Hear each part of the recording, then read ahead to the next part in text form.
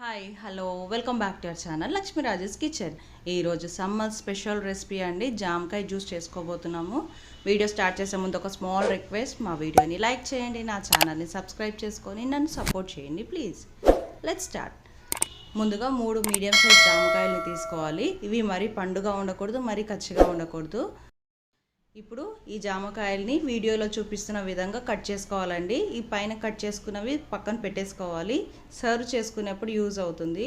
ఒక స్పూన్ తీసుకొని ఇలా మధ్యలో ఉన్న ఈ గింజలన్నీ కూడా తీసేసుకోవాలండి. ఇవన్నీ తీసుకొని పక్కన పెట్టేసుకోవాలి. జ్యూస్ చేసుకునేప్పుడు మిక్సీ జార్లోకి యాడ్ చేసుకోవాలి. ఇలా మొత్తం కూడా జామకాయని క్లీన్ చేసి పెట్టుకోవాలి. ఇలా ఎన్ని జామకాయలు కావాలో అన్ని జామకాయలని సీడ్స్ అన్ని రిమూవ్ చేసేసుకొని అవన్నీ పక్కన పెట్టేసుకోవాలి. ఇప్పుడు ఇంకొక జామకాయని తీసుకొని చిన్న చిన్న పీసెస్ లాగా కట్ చేసుకోవాలి జ్యూస్ చేసుకోవడానికి.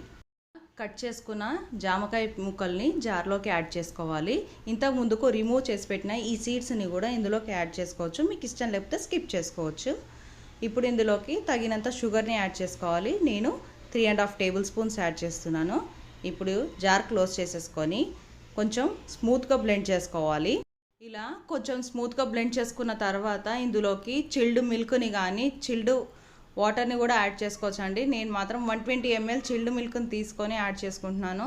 మీకు ఇష్టం ఉంటే ఇందులో ఐస్ క్యూబ్స్ కూడా వేసుకోవచ్చు. ఇలా వేసుకున్న తర్వాత మళ్ళీ స్మూత్గా బ్లెండ్ చేసుకోవాలి. ఇదిగోండి, జ్యూస్ రెడీ అయిపోయింది. ఇప్పుడు ఒక స్ట్రైనర్ తీసేసుకొని ఈ జ్యూస్ని మొత్తం స్ట్రెయిన్ చేసుకోవాలి.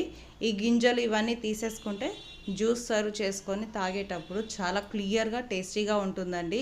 మీకు ఇష్టం ఉంటే ఇందులోకి నానబెట్టిన బాదాంని, నానబెట్టిన జీడిపప్పును కూడా వేసి చేసుకోవచ్చు అండి. అది కూడా చాలా చాలా బాగుంటుంది. ఇలా స్ట్రెయిన్ చేసుకున్న ఈ జ్యూస్ని క్లీన్ చేసి పెట్టుకున్న ఈ జామకాయలోకి వేసేసుకోవాలండి. మీకు ఇందులో ఇష్టం అనుకుంటే మరి కొన్ని డ్రై ఫ్రూట్స్ని వేసుకోవచ్చు, లేదంటే మీరు సబ్జా గింజల్ని కూడా వేసుకోవచ్చు అండి. చాలా చాలా టేస్టీగా ఉంటుంది. ఇలా కొంచెం వెరైటీగా సర్వ్ చేసుకొని తాగొచ్చు అండ్ ఈ ఫ్రూట్ని కూడా తినొచ్చు అండి. చాలా టేస్టీగా ఉంటుంది. ఎప్పుడు ఒకేలా కాకుండా ఇలా వెరైటీగా సర్వ్ చేసుకుంటే చూడడానికి కూడా చాలా చాలా బాగుంటుంది. అండ్ ఇదిగోండి, జ్యూస్ని ఇలా డెకరేట్ చేసుకొని పిల్లలకి ఇస్తే అస్సలు వదలకుండా ఫ్రూట్ తింటూ జ్యూస్ని తాగుతారండి, చాలా ఎంజాయ్ చేస్తారు. అండ్ మా వీడియో మీకు నచ్చింది అనుకుంటున్నాను. Please do like, share and subscribe, and don't forget to hit the bell icon. Please do follow me on Instagram also. Thank you for watching the video and thank you for supporting me.